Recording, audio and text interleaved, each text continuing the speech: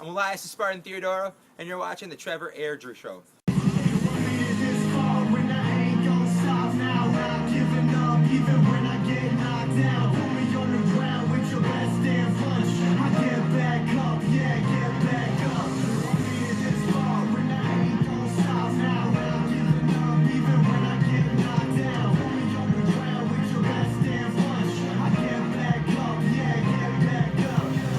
Welcome everybody to episode 23 of the Trevor Airdrie Show.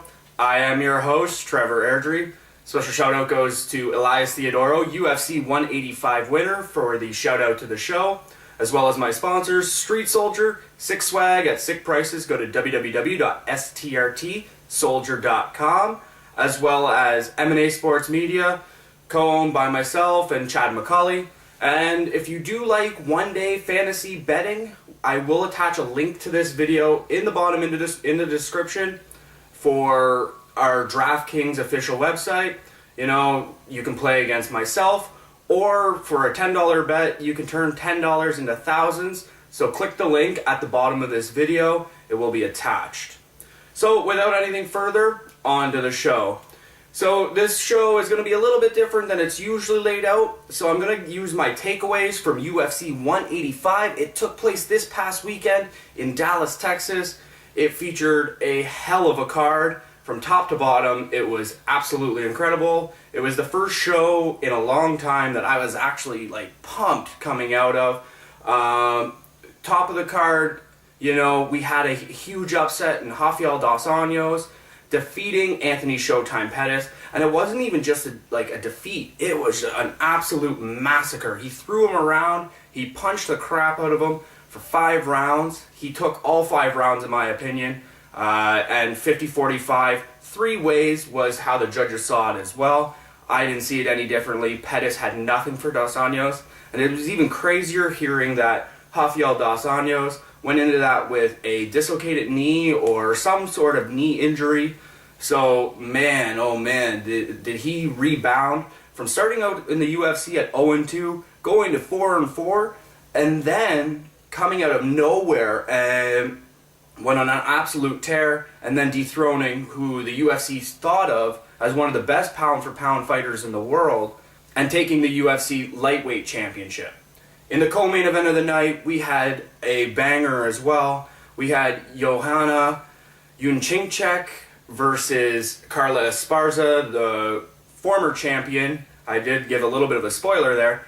Jędrzejczyk was a dog on Esparza that whole fight. The 2 rounds that it did take for Jędrzejczyk to get the knockout victory, Esparza tried to get her wrestling, and for being one of the best wrestlers at 115, she had nothing for Jędrzejczyk.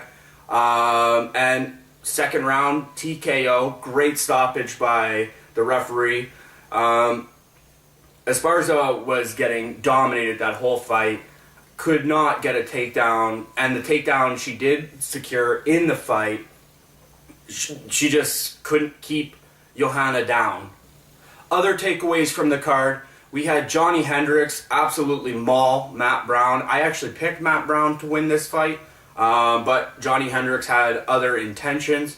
He just out-grappled, outstruck, and did everything he had to do to get a 30-27 3 ways on Matt Brown, who's a very, he's a great fighter, but had nothing for Johnny Hendricks on Saturday. I'd like to see Johnny Hendricks fight the winner of Rory McDonald and Robbie Lawler, or, and I stress this, and I can't stress it enough, a returning GSP. Those are the only 2 fights that really make sense for Johnny Hendricks at this point. Either a title shot or welcoming GSP back to the cage. Get all that controversial talk with him out of the picture. But the more likely of the 2 situations is the winner of Robbie Lawler and Rory McDonald.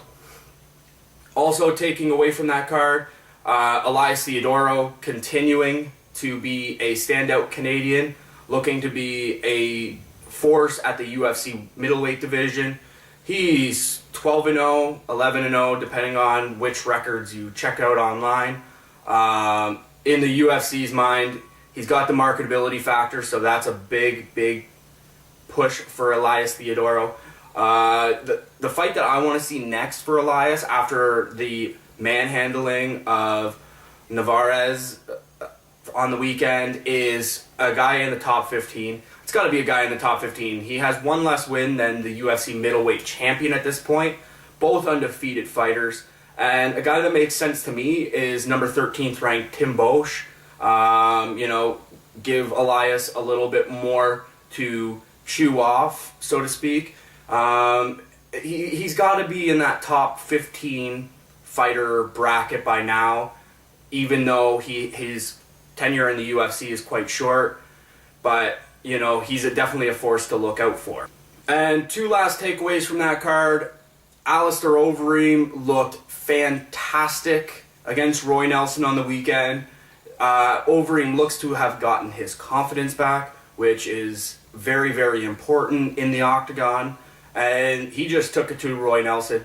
I give Roy Nelson all the credit in the world for withstanding those kicks. Those kicks were deadly. And Nelson stood and took them with the best of them. But Overeem gets the judges 30-27 three ways as well. And then starting out the night, we had what seems to be the next contender to Demetrius Mighty Mouse Johnson in Henry Cejudo, providing he can make weight in a title fight. He did hit the championship weight of 125 pounds on the weekend, but man, oh man, if he goes in against Mighty Mouse, it would be probably the second time I would be worried about Mighty Mouse losing that title. I think the only two in that division that can take the title from Mighty Mouse is Joseph Benavidez, or we have, Henry Cejudo, who was an Olympic gold medalist. So, that's what I took away from UFC 185. If you want the complete results, check at the credits of this show, and they will all be there for you. In the news this week, I'm going to, actually talk about a little bit of things that came out of this past weekend as well, with Yunchinchek and Ronda Rousey. The UFC has a really hard time with the women's divisions, and albeit they're very new to the UFC, they're lacking those championship caliber fights that we want to see. There's nobody on the roster right now that I want to see Ronda Rousey fight. I know, she's a draw for them. She's a marketable figure. But the person that everybody wants to see is Christine Cyborg Santos right now. It's one of those things that the UFC finally has to give the fans what they want, or they're going to look to that Floyd Mayweather, Manny Pacquiao type thing, that when this fight actually happens, it'll be years, or 5 years, or 10 years too late. And by that point, nobody's going to care. I know there's a big draw to Floyd Mayweather and Manny Pacquiao right now, but what a lot of people aren't thinking with that is that going to resurge boxing, or is that going to kill it? Is that going to be the fight that everybody wants to see, and then nobody wants to see it again? They have to walk a fine line with Ronda Rousey, and I believe they have to give her Cyborg Santos next, even though I have heard that the UFC has given Ronda Rousey a next fight already. And you know what? Ronda Rousey's going to win probably very early in that fight.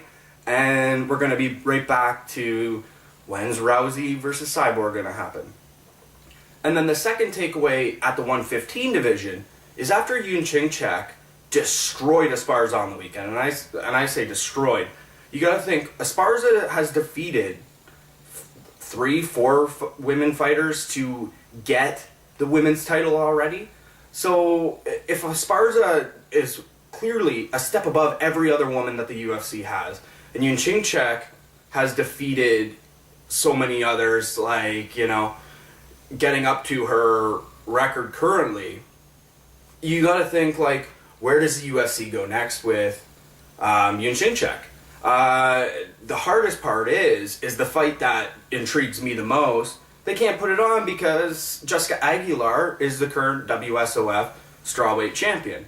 So, the UFC's in that tough spot where they are missing the number one contender to both of their titles, and then they have the best of the rest, but everybody wants to see Jessica Aguilar versus Johanna Jędrzejczyk for the UFC strawweight champion, and everybody wants to see Cyborg Santos versus Ronda Rousey for the UFC bantamweight championship.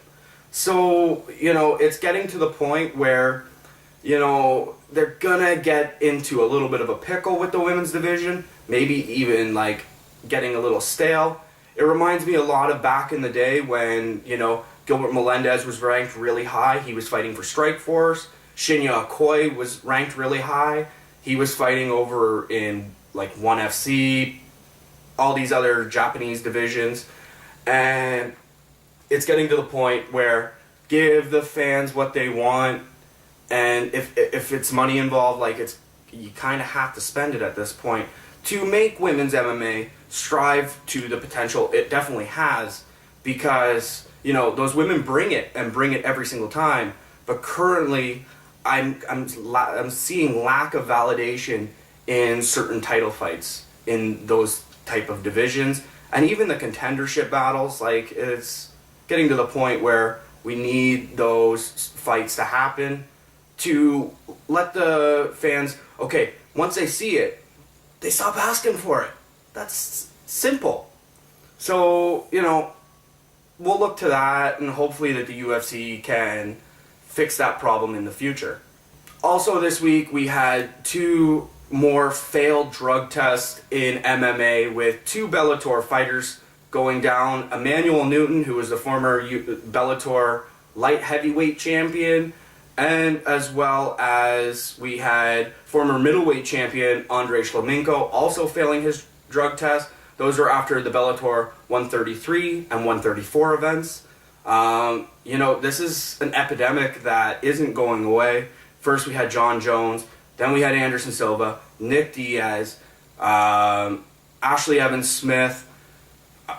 The list goes on and on. We're getting to that point where I believe that the drug policy that we should be doing is a 4-year suspension. I do not think it should be a 2-year suspension. 2 years, to me, is too little. If an Olympic athlete fails a drug test, they miss 4 years. It's 4 years in between Olympic events. They lose 4 years of their career. And I think that if they want to eventually make MMA an Olympic sport, it has to be 4 years, because that's the drug bust in the Olympics. Not to mention, if they do lose a drug test, they also lose their credentials in Olympics, and they have to refile for their credentials. So I believe if the UFC or Bellator or WSOF or any of those people want to see MMA in the Olympics, which would be incredible, we have to get that 4-year ban. I'm a big fan of a 4-year ban. Maybe a lot of you won't like that from me, but that's just the way it is. Also, we have the bonuses out of UFC 185 announced. Rafael Dos Anjos, Joanna Jędrzejczyk, no surprise there. They both dominantly won their fights. We also have Ross Pearson in his KO of Canadian Sam Stout, which was a heartbreaker for me. I was really hoping Sammy would take a win on the weekend. And as well, Benel Dariush also with his submission victory over Darren Cruikshank, which was a shock to a lot of people on that card. Those are all the bonus winners from UFC 185. And as well, we also had Joe Duffy, who was the last man to beat Conor McGregor. He's also going to get some sort of bonus. So there was the bonuses from the weekend. And, I can't complain about those. As well, I want to make a shout out to Malcolm Gordon, who is defending his Havoc FC championship on March the 27th in Alberta. He's fighting Austin Ryan in this title defense, and he is representing the Trevor Airdrie show at that event, so good luck goes to Malcolm. And finally this week on the Trevor Airdrie show, it is a little bit late, but better late than never. The second annual Trevor Airdrie Show Awards. 10 awards, pretty self-explanatory. A little of my picks are a little bit controversial, but controversy creates cash. So if you disagree, if you agree, join a conversation on Facebook, on Twitter. You can like the page on Facebook, Trevor Airdrie Show. As well, you can tweet me at M&A Trevor or at Trevor A Show. So check those out, and whether you like it or not, here's my second annual awards. First award, it is going to be the Male Fighter of the Year. There was a bunch of guys that you could have selected. Guys like, Robbie Lawler, guys like Chris Weidman. You could have picked anybody like is eligible for my awards. I don't just look at because you're a champion or whatnot. My Fighter of the Year is Donald Cerrone. 4-0 in the year 2014. Wins over Adrian Martins. Wins over Edson Barbosa.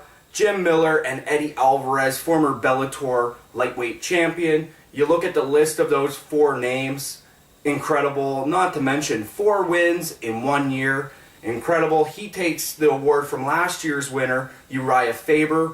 3 finishes, 1 decision. You can't say enough about Donald Cerrone. He's a great character, and looking ahead to this year, I expect him to defeat Khabib Nurmagomedov and then go on and take that lightweight championship later this year. But we will see what happens in 2015. My second award of this past year was the Female Fighter of the Year. A lot of people say, oh, you got to pick Ronda. I didn't pick Ronda. I actually picked a woman that won the UFC Strawweight Championship this past weekend. Yeah, that's right. Joanna Jędrzejczyk. I picked her.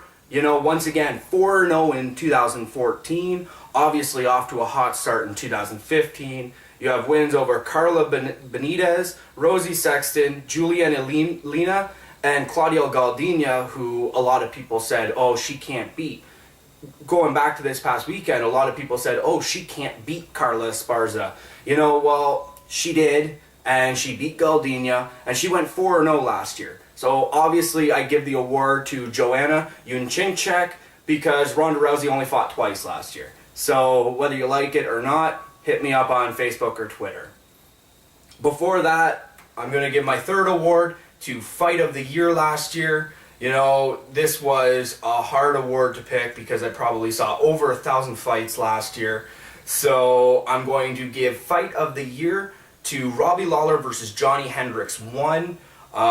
Anybody who watched that fight obviously realizes that it was just like an absolutely incredible fight. It was back and forth. I actually gave the scoring to Robbie Lawler in that fight, but it was a 48-47, 3 ways for Johnny Hendricks. I gave the first fight to Robbie Lawler, Johnny Hendricks won. I gave the second fight to Johnny Hendricks, Robbie Lawler won. So obviously the judges were watching a little bit different than I was, but what can I say? All in all, hell of a fight, and obviously deserving of Fight of the Year. Award number 4, the most underrated fighter of the year. I'm going to give it to Anthony Rumble Johnson. You kind of have to. 3 wins, 2 of which he was a heavy underdog on paper, or the odds in Vegas. Wins over Mike Kyle, Phil Davis, and Little Nog. Those are 3 absolutely spectacular wins. Obviously, he started out 2015 with a big win over Alexander Gustafsson. And then following up, he's going to be fighting for the UFC light heavyweight title this summer. So, he's obviously on the right track. He was underrated in some of these fights. I don't know why, but, those are the odds. So, any day, any underdog can win. I wouldn't really call him an underdog, but, the numbers don't lie. So, he is my underrated fighter of the year. My 5th award of 2014 goes to Knockout of the Year. There were probably some more spectacular knockouts than the one I selected. Probably like some of the head kicks, the flying knees that were out last year. Probably more of a picture-worthy knockout. But I had to go with Mark Hunt's knockout of Big Country Roy Nelson. with that, crazy uppercut back at UFC Fight Night 52. The reason I give this to Mark Hunt as knockout of the year is look at how many times Roy Nelson has been absolutely pummeled in the cage and not knocked out. Look at this past weekend. Alistair Overeem peppered him with some crazy, crazy shots, some crazy kicks.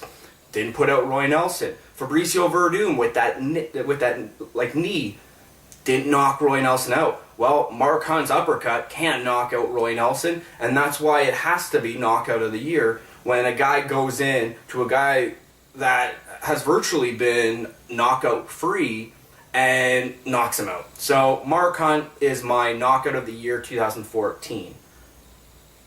Number 6 on the awards, submission of the year. I went with Ben Saunders' finish of Chris Heatherly from UFC Fight Night 49. Obviously, this is the submission of the year because it's the first ever UFC finish by an omoplata. Just go and watch the video on YouTube, and I don't really feel like I need a reason behind this. It's the first ever omoplata finish in UFC history, so that alone should, 10, 15 years, 20 years of MMA that I've been watching, and, this is probably one of the first times I've seen it other than maybe one of the videos that I have of Pride FC back in the day. So go check out that. So submission of the year, Ben Saunders with his omoplata finish. Number 7, upset of the year. Upset of the year, this was actually probably one of the easiest awards I had to, go and find a winner for. I went back to, TJ Dillashaw upsetting Renan Barão, who was a heavy favorite, I believe, on some sports books. He was 6-1, at least 5-1 that I've seen. And TJ Dillashaw just wrecked Renan Barão to capture the UFC Bantamweight Championship on the male side. And, it was just a crazy fight. There is a fight coming up between the two as the rematch. Since the last time they were supposed to have a rematch, Renan Barão couldn't make weight and had a lot of issues there. So TJ Dillashaw, Renan Barão 2 coming this spring to the UFC. But you go back to the first one, and TJ Dillashaw definitely had the upset of the year in 2014. Award number 8, the most improved fighter. This is going to go out to a MMA legend. He's currently fighting in Bellator. He used to fight in the UFC and all over the place. My most improved fighter of the year had to go to Tito Ortiz. 2-0 in 2014. Wins over former Bellator champion Alexander Shlemenko, and a win over veteran Stephan Bonner. This is coming off of a year off with injury. He took all of 2013 off with injury, coming back in 2014 on an absolute tear. And not to mention, before that year-long injury, he was on a losing streak of 3 straight fights. But, as they always say, legends never die. And Tito Ortiz going to 2-0 last year. Definitely most improved from 2013 to 2014. Number 9 awards, so 2 awards left. The fighter to watch in 2015, in my mind, and I might be a little bit biased here because he's like a really fun guy to hang out with and whatnot, is Tough Nations Canada versus Australia winner. 2-0 in the Octagon, just went to 3-0 at UFC 185. We have Elias the Spartan Theodorou. He is just absolutely incredible to watch. Has an unlimited tank of cardio. We just saw his second UFC TKO finish on the weekend. He's 26 years old. He's 12-0. He's definitely somebody that you need to look forward to. Probably going to get a top 15 fight this year, maybe a top 5 or even a top 10 opponent this year. But I definitely see UFC middleweight championship aspirations in his future. Can't say enough about him. Like I said, unlimited cardio, great wrestling. Obviously getting way better on, his feet. Can hold a guy down very easily. And obviously fear is not a factor for Elias Theodorou. and look forward to him in 2015. And we just saw him with his first win in 2015 this past weekend. And finally, my last award, I give this like a lot of credit because it is the Canadian of the Year. Obviously, this is a Canadian show, so I gotta give a Canadian of the Year award out. Last year's winner, Chris the Polish Hammer Hordecki. I was a little bit off the radar with that, but obviously he's showing that he's continued to grow. And this year's Canadian of the Year award goes to the guy that will be fighting Robbie Lawler for the UFC welterweight championship this coming summer. Obviously, I gave this award to Rory McDonald. 3-0 in 2014 with wins over Damian Maia via decision, Tyron Woodley via decision, and Tariq Seferdine via TKO. So the Canadian of the Year is Rory McDonald. So there we go. There's my 10 awards for the second annual Trevor Airdrie show. And if you don't like them, like I said, hit me up on Twitter at MNATrevor, at Trevor A Show, or like the page on Facebook, Trevor Airdrie Show on Facebook. So definitely check those 3 out. Add me on Facebook, message me on Twitter, and that's that. So that's the second annual Trevor Airdrie Show Awards. You heard my recap of UFC 185 that took place this past weekend. The full results will be in the credits of this video. And as well, I'd like to thank my sponsors, M&A Sports Media. I will attach that DraftKings link to the description of this video, as well as Street Soldier, sick swag at sick prices like this hat, this shirt. You can go to www.strtsoldier.com, get yours today. And, thank you, of course, to you viewers, because without you viewers, I don't make this show. So, thank you very much for that. And until next time, dream it, believe it, achieve it. I'm Trevor Airdrie, signing off.